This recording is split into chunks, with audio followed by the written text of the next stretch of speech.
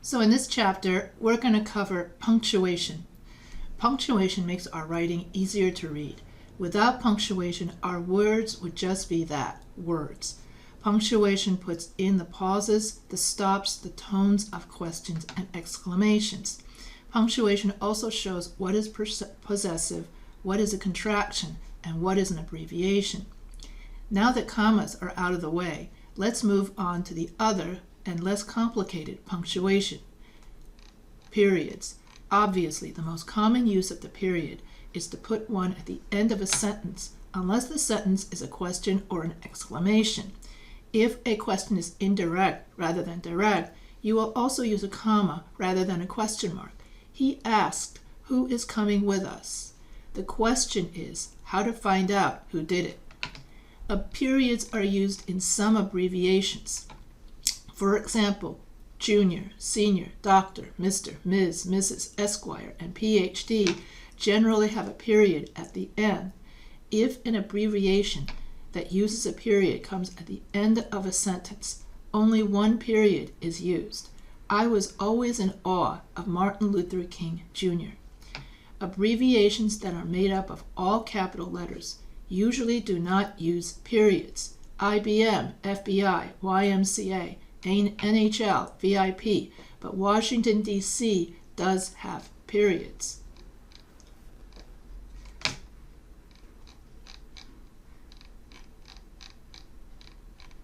Some words in our language are merely shortened and should not have periods after them. Here are some examples: typo, exam, memo, limo, logo, info, lab, rep, photo. Generally speaking, most abbreviations should be avoided in text. Some are fine to use in tables or graphs. In text, avoid using abbreviations for names of the months or days and measurements. There are so many abbreviations, it is best to look up the correct abbreviation of a specific abbreviation if you are unsure.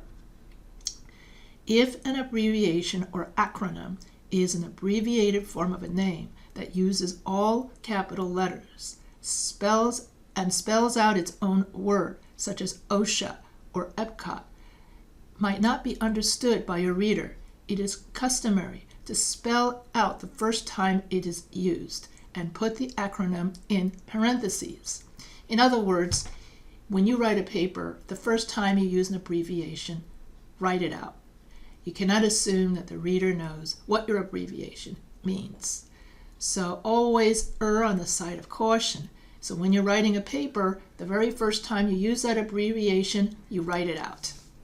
So here, if you're using FBI, then you would write out Federal Bureau of Investigation in your introduction paragraph. Then afterwards, you can use FBI for the rest of the paper. When in doubt, don't use an abbreviation. Spell the words out.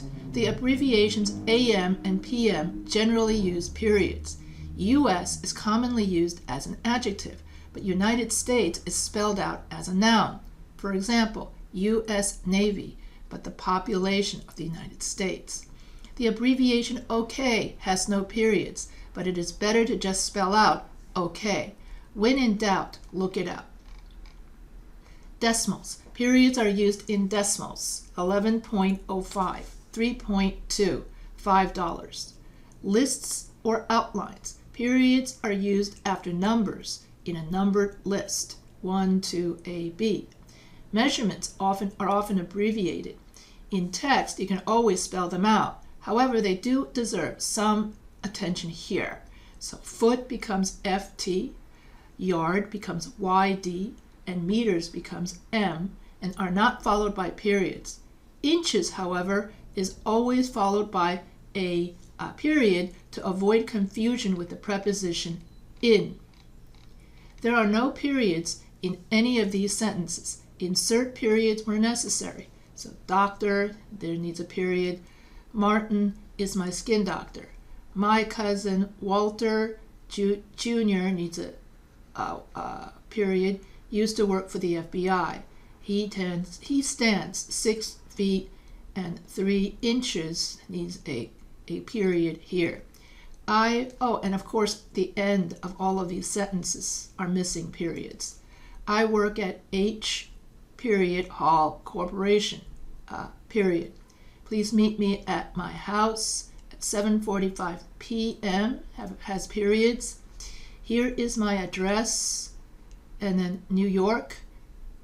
No, it doesn't have period. You need a period at the end of the sentence. Question marks. Obviously, the most common use of the question mark is after a question. So besides putting a question mark after a complete sentence that is a question, you also use a question mark after a question that may not be a complete sentence. So why? When? Did he say he was coming with us? When? If a short question is embedded within a sentence, set it off with commas, with questions and commas, and use a question mark after it. So, I can come with you, can't I? If I finish all my chores? So you can set off, this is known as a tag question. A tag question means that you invert the verb and the subject. And so here you would set it off with commas, because this is additional information that's not necessary. You can also use a question mark at the end of a statement if it is said with the tone of a question.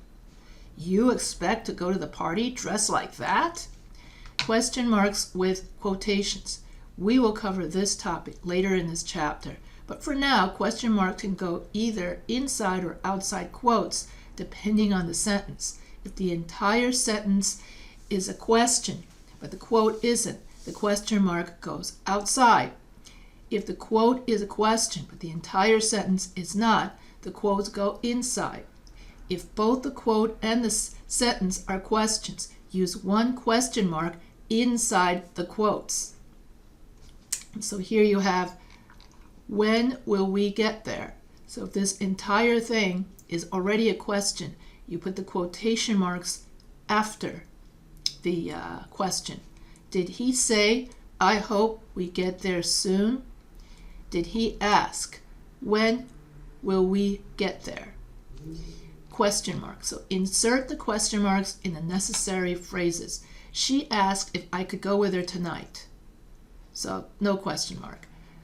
Do you know the way? Question mark. Did he say I can't go with you this time? You can have a question mark and it has to go outside. Did he ask, when will we be there? Here the question mark goes inside the quotes. He asked, when will we be there? This goes inside the quotes because it's already a question. If it's already a question, it goes inside the quotes. Exclamation points. Exclamation points are used to express emotion after either a complete sentence, an expression, or an interjection. Help! The house is on fire! So then you would use an exclamation. Gee whiz, did you see the size of that dog? Notice that in the second example, the sentence is actually a question. However, it is said with such emotion that you could use an exclamation point instead of a question mark. Tips for using exclamation points. Do not overuse them. Yes, I did that in the book. Yes, the author did it in the book just to show what is an exclamation point. Do not use two or more in a row, and do not use them with question marks. A novelist told me that an author should not use more than 2 exclamation points in an entire novel, and they really have no place at all in formal writing. So please don't use them unnecessarily like here. The rules for using exclamation points with quotation marks are the same rules as for question marks with quotations. So look at section 9.3. Despite the fears that some people have about using them, semicolons are not too complicated. So semicolon is another way of saying and you use semicolons to put together sentences that are closely related to each other. Unlike commas, semicolon really have only 3 rules. A semicolon is not interchangeable with either a comma or a colon, but is probably closer to a comma than to a colon. Just remember that a semicolon is a shortcut to say and it's used for sentences that are very, very closely related to each other. Just like if you were to write out the reasons for your thesis statement, you would use semicolons. So here, let's see. So here you have I took an airplane. So here you have a comma that's before the coordinating conjunction. But if there's no coordinating conjunction, you could just use a semicolon, and then this would just mean and. I took an airplane and my brother took the train. And so this means that these two sentences are very closely related to each other. Here, my brother took a train, period. This is the end of this sentence. My sister and I flew. So if you put a period, you have to capitalize the next sentence. However, if you use a semicolon, which means and, then you don't have to capitalize the next sentence because these two sentences run together. It is up to you as the writer to decide if you want to use a semicolon, if you want to use a coordinating conjunction. All of this all depends on how you write, difference in style. So if you want the reader, because when you have a compound sentence, both of these independent clauses have equal significance. So if you want the reader to read, I took an airplane, but my brother took the train. Fine, then you do it this way. If you want to use a semicolon, your reader is going to read it like this. I took an airplane, my brother took the train. You see how it's so interconnected? That's how the reader is going to read the sentence. So depending on your punctuation and depending on you, the writer, how do you want your reader to read your sentence? It all depends on what effects you want to put into your story or into your article. Here, the reader would read, my brother took a train. My sister and I flew. Notice the pause? That means it's a complete pause. It's finished. That's it. Okay, now on to the next event. Oh, okay, somebody took a train and then somebody else flew. They're not interrelated, 1 and 2. However, this is like if you're trying to make some kind of comparison. My brother took a train. My sister and I flew. But, taking the train is much better than taking. So if you're trying to make a relationship between the two sentences and that they're somehow connected, then we use a semicolon. But they're all correct. It all depends on you, the reader, how you want to talk about, the whatever it is you're talking about. So compound sentences. If you have a compound sentence and one or more or both of the sentence in it already have a series of commas, you might want to separate the two sentences with a semicolon rather than just a comma for clarity. You can either leave the conjunction between the two sentences or take it out. She visited Rome, Paris, and Barcelona and London. Belfast and Stockholm are on her itinerary for the next trip. This is unclear. She visited Rome, Paris, and Barcelona, and London, Belfast, and Stockholm are also on her itinerary for her next trip. Clearer. You could take out the and right after the semicolon, or you can leave it there. Of course you can read, and the reason why you can take out and is because these two are redundant. Semicolon means and. So that's why you can take out the and. So it all depends on the writer, how you want to do it. Check out this sentence. Please pack these items for our trip. Jeans, dress pants, shorts, t-shirts, white, blue, and red uniform, shirts, socks, and black and brown shoes. Or this one, we will be joined in the meeting by John, the president of the company, Sandy, the director of the department, Larry, Carmen, the personnel director, and the treasurer. Both sentences are difficult to understand. Rewriting can solve the problem. Otherwise, you will want to use semicolons to separate the main items so that you can see what goes first. Please pack these items for our trip. Jeans, dress pants, shorts, t-shirts, white, blue, and red uniform shirts, socks, and then black and brown shoes. We will be joined in the meeting by John, the president of the company, Sandy, the director of the department, Larry, Carmen, the personnel director, and the treasurer. Now you know that there will be 5 people joining you. Don't use a semicolon for other things. Semicolon never replaces colons for introducing lists. When we think of colons, we think mostly of them introducing lists. But there are other uses for the colon. For instance, when you're showing time, 12:45, or when you're greeting someone in a letter, such as Dear Sir or Dear Dr. Hamilton, we use a colon. And then while you do not put a colon on the book cover itself, if you write the name of a book in text and want to include the subtitle as well as the title, use a colon. So I am reading the best little grammar book ever, colon, 101 ways to impress with your writing and speaking. A colon is used to separate chapter from verse in Scripture. Romans chapter 1, verse 16. In a compound sentence, we have already talked about using a comma in front of fanboys or a semicolon to separate the two parts of a compound sentence. In some instances, you can also use a comma. You can use a colon, but be very careful. You can use a colon if the second sentence is either an explanation of the first sentence or a result of the first sentence. However, in either case, it is not necessary to use the colon. A semicolon or a comma with a conjunction is also fine. He brought a variety of vegetables to the party, colon. He was going to make a salad. No capital letter is required to begin the second sentence because you are continuing a list. Introducing a quote is another way to use a colon. So here you would say, Mayor Jones said in his speech to the city, colon, I am committed to cutting crime in the city. We have already made great strides in this area. So introducing lists is the most common way we use colons.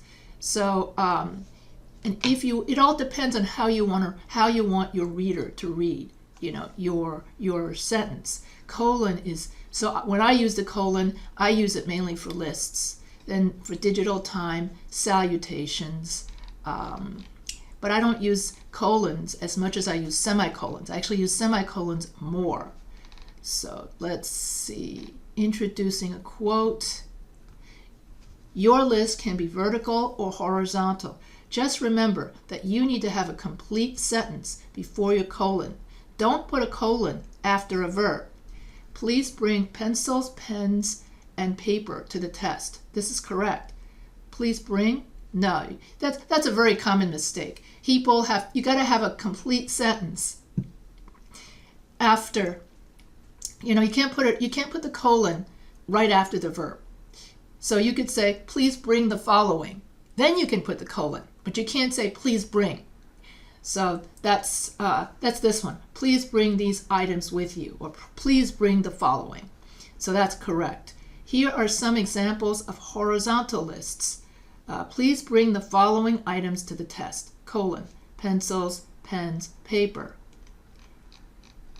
All of the above lists are correct. This one is not. So colon should not be used after a verb. If your list items are complete sentences, they should be followed by periods. If one list item is a complete sentence, all list items should be complete sentences, and they should be constructed similarly. See parallel structure. You can use bullets or numbers before your list items if you wish. Parallel structure is a series of sentences that are alike. And when you write your thesis statement, you need to have parallel structure. So I will go over this book by Arlene Miller will go over parallel structure in the next chapter. So I will read you Arlene Miller's chapter 11 when I get to it. So right now we're just in chapter 9. So you can use bullets or numbers before your list items if you wish. If you use numbers, such as step 1, step 2, step 3, the order of your items should be important. Otherwise, don't use numbers. Colons are also used in citations and bibliographical entries. Consult a style guide for information about citations. So here you have practice, okay? And then you have parentheses. Parentheses and brackets are used to add additional information to text. Let's talk about brackets first, since there are two obvious places to use them. Brackets.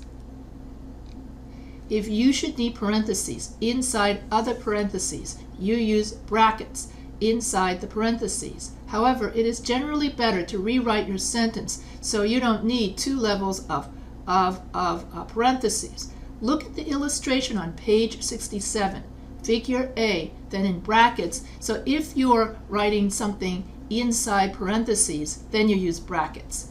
The above example is correct. However, it is easy to avoid brackets. Look at the illustration on page 67, figure A, comma, item 7.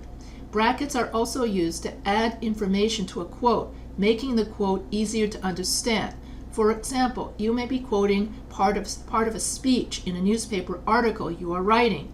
Because you are not quoting the entire speech, something may be unclear to the reader. The explanation can be put in brackets. The information in the brackets is not part of the quote.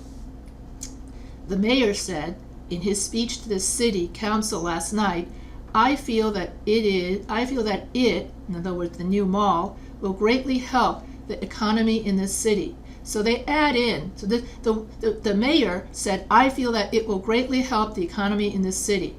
So if you're at the speech, you know that it stands for the new mall because he's standing in front of the new mall. He could be physically pointing his hand, look at the new mall, and everyone's looking at the mall. So he doesn't have to say that everybody knows it's a new mall because they're all there physically.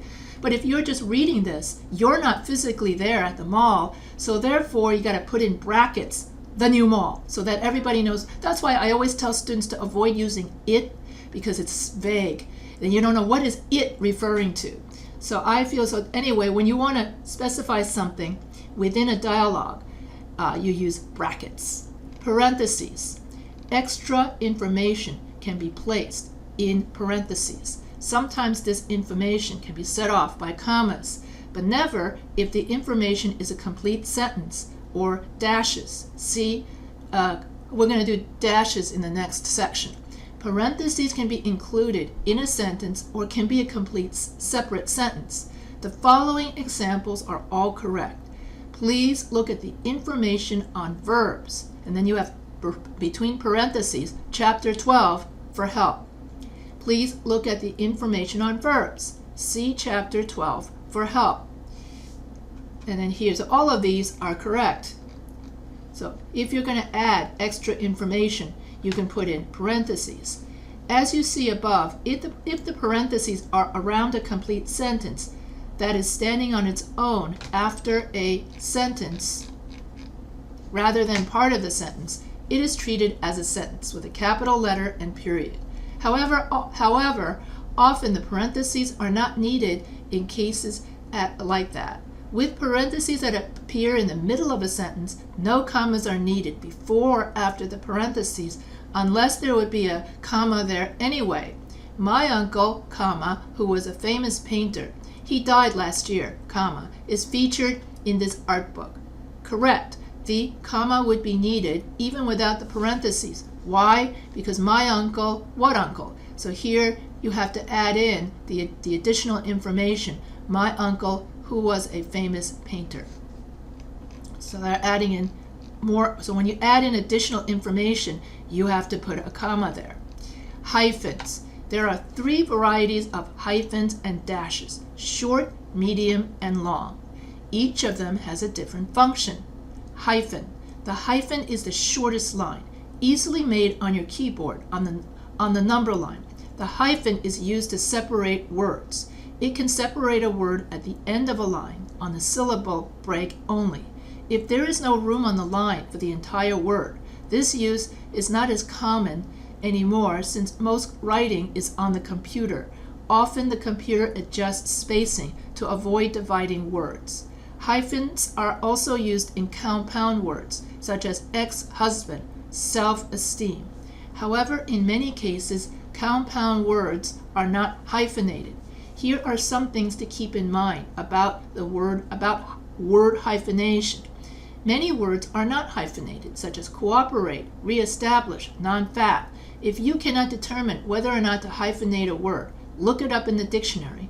If you cannot find it, or if two sources say different things, the most important thing is just to be consistent throughout your piece of writing.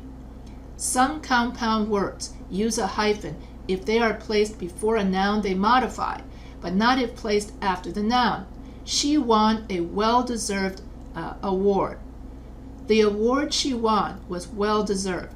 So if the compound words are before the noun, then you put in a hyphen. That's similar to I have a 5-year-old son. Then you would have 5-year-old son. But if you say he is 5 years old, you don't need hyphens. So she is the mother of a that's what I just said. Okay, she is the mother of a 5-year-old boy. So if you use the you hyphenate the words if it's being used before a noun, if it's being used as an adjective. But if there's no noun here, then you just say her son is 5 years old. I would like a well done steak. I like my steak well done. So usually you hyphenate it when you have a compound adjectives, nouns. So two nouns being used as an adjective before another noun, then we use a hyphen. If the adjectives, are used after the noun, that is the compound noun adjectives are used after the noun, we don't. It's just like with age. She had a lost puppy look. She looked like a lost puppy. So if the compound noun words are used as an adjective is before another noun, then we use a hyphen. And that's the shortest hyphen. The end dash is longer than a hyphen and shorter than the long dash. Often people use this dash instead of the long dash because it might be easier to create on the computer. On the Mac, I make an end dash can be made by pressing Option along with the hyphen. Sometimes people use the hyphen for either dash. The end dash doesn't have many purposes in writing. It seems to have like the hyphen. It's the end. It's that hyphen that's like the day you're born and the day you die. So 1935 to 1990. So John Marks was born in 1935 and he lived until 1990, and that's the dash that appears between the 2 years. So that's known as an end dash. Verbs 12 to 20, index entry. So that's also a medium-sized dash. Spring is March through June. So that's also a medium-sized dash, as opposed to the really short dash that we use for she has a lost puppy look, or I have a 5-year-old boy. That you would use for compound nouns used as an adjective. You would use the short dash. Then you use the medium dash is to indicate how long someone gets to live, or some kind of quantity. The M dash is longer. The longest dash is known as the M dash. The M dash is used when you want to emphasize a point. So the M dash is longer than the N dash. On the Mac, you press Shift plus Option plus hyphen simultaneously to create it. It is the dash most often used in text. It is used to indicate a distinct and abrupt break in thought. Yet sometimes you can use parentheses or commas only if the words do not make a complete sentence. We found the dog, then dash. He disappeared over a week ago, dash, all the way across town. So when you use dashes, it really emphasizes, and it makes the ideas pop, and it makes it much more dramatic. So I use a dash when I want to be dramatic in my text. So notice that if you take the words inside the dashes out, the sentence still makes sense. You can check to make sure your dashes are in the right place by taking out the information and reading the sentence without the dashes. It should make sense. If it doesn't, then you've placed the dashes in the wrong place. Dashes work well in the above sentence. However, you could also use parentheses. But the difference is if you use parentheses, it's not as dramatic. If you use a dash, that's like Superman jumping out of his phone booth. Whereas if you use parentheses, that's just like something that's just additional. So that's the difference. It's up to you, the writer. That's why it's fun to know punctuation, because then you decide if you want to use something low key like a parentheses or something high key, dramatic like a dash. So knowing your punctuation, then you get to control how the reader reads your sentence. If I use a dash, we found the dog. He disappeared over a year. It's almost like an exclamation point. Oh my God, we found the dog. He disappeared over a week ago, all the way across town. Versus if I use a parentheses, we found the dog. He disappeared over a week ago, all the way across town. Or we found the dog all the way across town. He disappeared over a week ago. So here I'm much more calm. So then I use more conventional punctuation. Italics. While italics are not usually punctuation, we can include them here since they do have rules for use. Italics are slanted letters that you can make on your computer. You cannot make italics in handwriting, so don't even try. If you are writing by hand, underlining indicates italics. If using a computer, use italics. Do not use both italics and underlining at the same time. So if you're doing APA formatting, we always italicize the article name. So words used as themselves. Italicize a word you use as itself, rather than as a grammatical part of a sentence. You use the word blatant incorrectly in your sentence. What does defenestrate mean? If you use a word as itself and make it plural, sources disagree whether or not you need an apostrophe. However, the S is not in italics. You have too many the S in your sentence, or you have too many the apostrophe S in your sentence. Although I tend to dislike putting apostrophes in, I think the second sentence is clearer. It's up to you. Letters and numbers used as themselves. Italicize a letter or number you use as itself. You left out the final E when you spelled this word. You left out one of the 4s in the phone number. So here we italicize words when we want to emphasize that particular word in that particular sentence. All of these in which you're italicizing certain words that you want to emphasize in the sentence for dramatic purposes. Also, when you're writing foreign terms, you can also italicize it. But, that's up to you. It all depends on what you're writing. If you want to dramatize for some reason, a la carte or alma mater, you could use italics. But for the most part, it doesn't require italics. If you're not sure, consult a dictionary if you have questions. And also, in the past, when we used to, write out articles or names of articles, we used to just underline it. But ever since the internet came about, anytime somebody sees something underlined, now people think, oh, it's a hyperlink. And so that's why APA used to be we would underline all our articles. But now if you underline anything, then the person on the internet will think that it's a link. So they'll keep clicking on it, nothing happens. So people got mad, so that's why APA changed it to italicize, to italics for the article name. When I wrote my master's thesis, everything had to be underlined. So that was before the internet. These days, when you write your article name for APA, you've got to italicize it.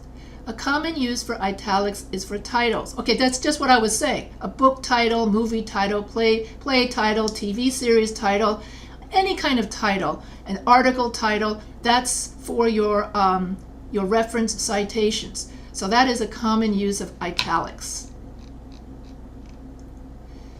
Other uses for quote, so italics, book title, movie title, play title, TV series title, opera title, CD title, paintings, planes, boats, and spacecraft titles are italics.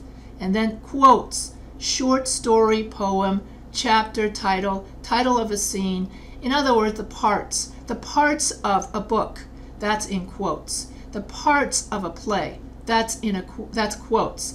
The parts of a TV series, that's a quote. Whereas the TV series itself will be in italics. So that's the difference. In other words, you have many, many songs on your CD title, so you're going to put that in italics. But what songs are on that CD title, that you put in quotes. So that's the difference between italics and quotes, is quotes are parts of things. So we put quotes, and italics is the whole thing. It's the title of whatever it is, the whole thing. So that's the difference between quotes and italics.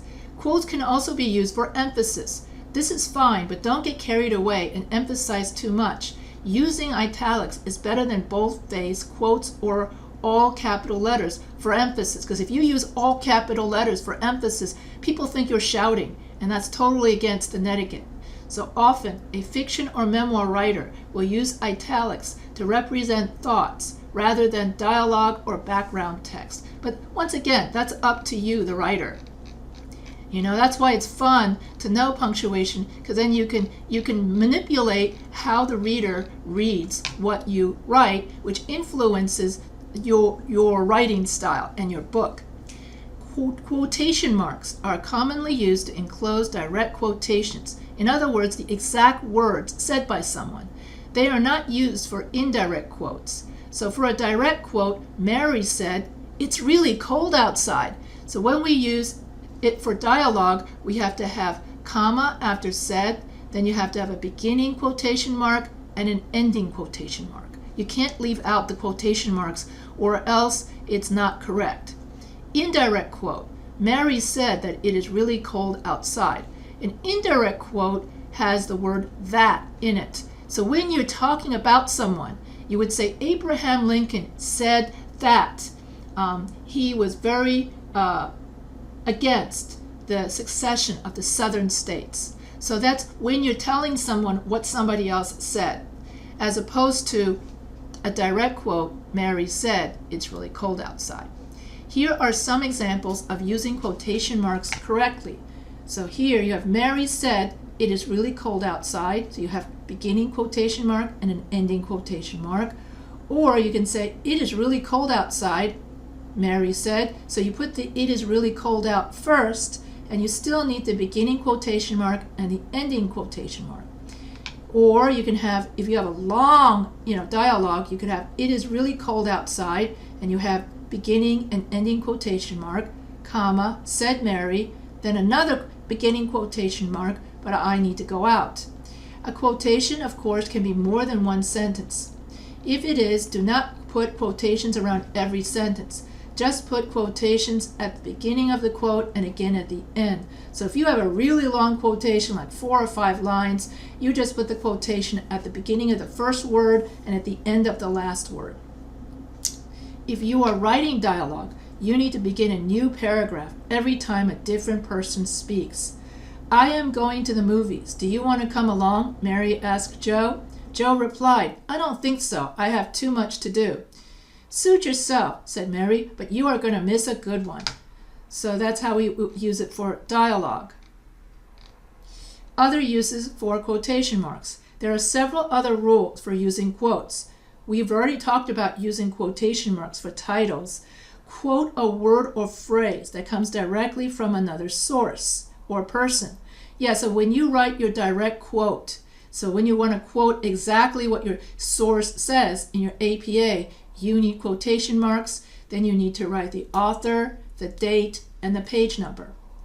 Whereas when you write a paraphrase quote, that is, you're summarizing that quote in your own words, you don't need quotation marks. You also don't need page number, but you do need the author and the date, which is probably what they're going to say next.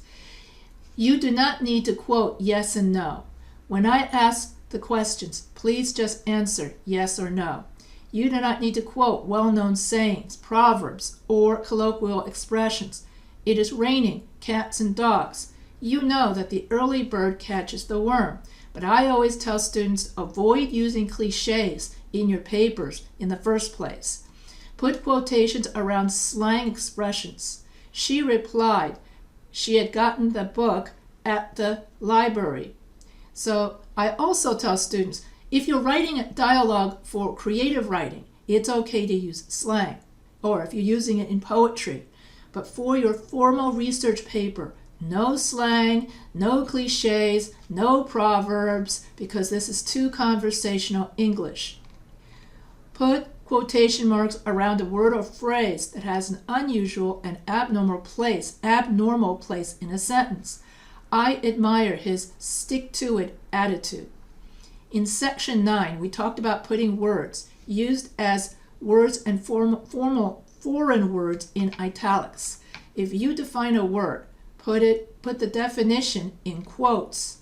The word means to throw out of a window. So if you want to insert your in-text citation into the sentence of your paragraph, you could just use a quote just like this. Then you would put in the Smith and date and page number. So that's a great way to insert your in-text citation into your paragraph. If you use business or other jargon, put the word in quotation marks the first time you use it. We were unable to get the computer booted up with a new operation system. Use quotation marks after verbs as marked and labeled. The package was labeled, then this and this. Quotation marks with other punctuation, commas, periods, question marks, possibly semicolons. There are specific ways to use quotation marks with other punctuation. I am giving you the Arlene Miller. So when she says I, she means this is the book written by Arlene Miller. So I'm just reading it off of Arlene Miller. So Arlene Miller is giving you the American way to do punctuation. The British style of punctuation is quite different and often opposite the American style. Periods and commas always go inside the quotation marks. I said I didn't do it, then comma and quotation marks. Jack said I didn't do it, period, quotation mark. I read the short story, period, quotation mark. Colons and semicolons always go outside the quotation marks. So colons and semicolons. She said, I have had enough. Well, that's because semicolons mean and. Okay, that makes sense. Bring the following items just in case. And then you have your list. Toothpaste, extra clothes, and a towel.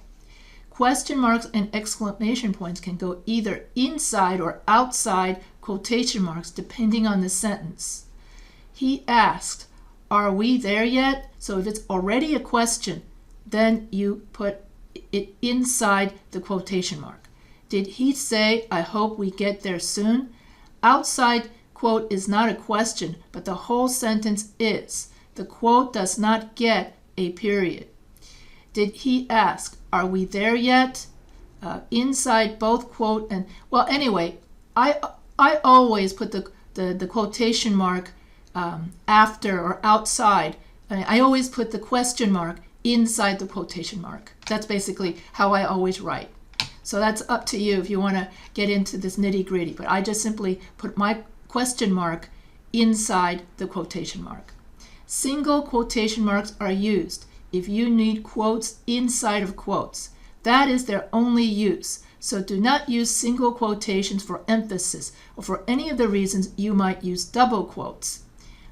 He said, I just finished listening to, and then this is known as a single quote. So when you have a quotation inside a quotation, you use a single quote. So I just finished listening to Take 5. I love that song. So here you have quotation marks because you have a dialogue. And then inside the dialogue, if you're going to have some kind of title or something like that, then you put in single quotation marks.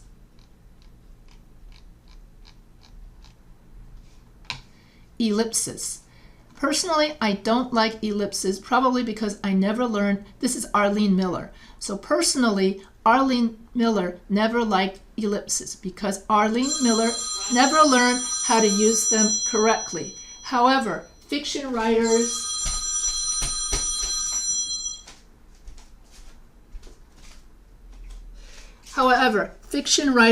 like to use them, and they do come in handy. They are used to indicate an omission in a quote. or trailing off at the end of a sentence. So an ellipsis consists of three periods with spaces between each. If the omission occurs at the end of the sentence, add the fourth period for the end of the sentence. So here, if you have more to say and you just want to trail off, okay, so here you could put in 3 ellipses or 3 periods. Or if you want more, you have more to say,